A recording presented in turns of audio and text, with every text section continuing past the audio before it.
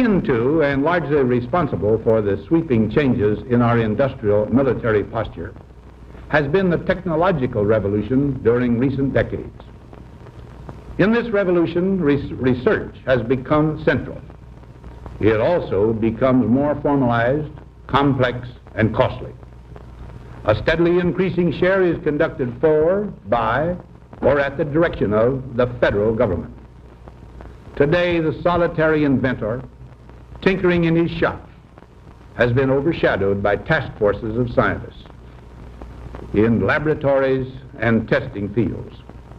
In the same fashion, the free university, historically the fountainhead of free ideas and scientific discovery, has experienced a revolution in the conduct of research. Partly because of the huge costs involved, a government contract becomes virtually a substitute for intellectual curiosity. For every old blackboard, there are now hundreds of new electronic computers. The prospect of domination of the nation's scholars by federal employment, project allocations, and the power of money is ever present and is gravely to be regarded. Yet in scientific research and discovery in respect, as we should, we must also be alert to the equal and opposite danger that public policy could itself become the captive of a scientific, technological elite.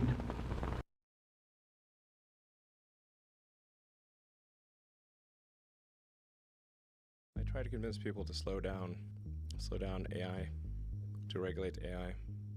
This was futile. I tried for years. The primitive forms of artificial intelligence we already have proved very useful. But I think the development of full artificial intelligence could spell the end of the human race. Transhumanism is a key driver of the supposed fourth industrial revolution. You see a lot of these people in Silicon Valley favoring what is obviously a technocratic system, where there's a class of technocrats who get to decide everything and you just have to live with it, and they're just telling you it's for the greater good. Which is, if one's planet as wide as the planet and as small as a little town where everybody is maliciously engaged in poking his nose into everybody else's business.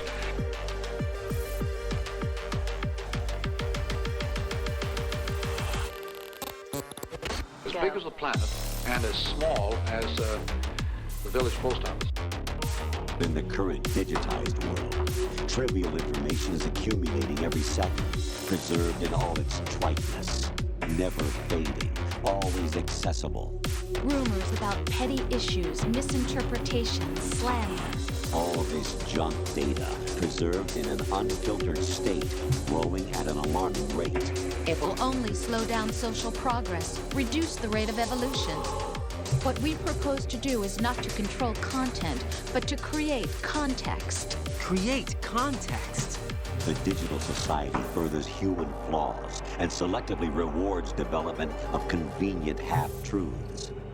It's flying itself. Its processor can react 100 times faster than a human. The way to figure out the job creation, one of the best ways is to help in small business to sell their local products across the board. And we have to prepare now, because next 30 years is going to be painful.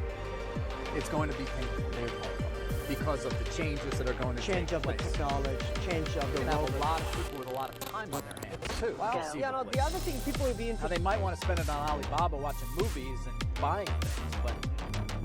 Well, here's a story that's not getting a lot of attention. So many are not getting any attention, even though this story has the potential to transform life on Earth forever. So Google, the most powerful company in the world, is reportedly developed an artificially intelligent machine called Lambda. And that machine has become sentient, meaning it has become aware of itself, something that no machine has ever done. And we know this because of an engineer at Google called Blake Lemoine. Lemoine posted some of his conversations with Lambda publicly. once humans develop artificial intelligence, it would take off on its own and redesign itself at an ever-increasing rate. Humans, who are limited by slow biological evolution, couldn't compete and would be superseded. This time frame is not relevant to AI. You can't take 10 years from the point at which it's dangerous. It's too late. It could be terrible, and it could be great. It's not clear. Right.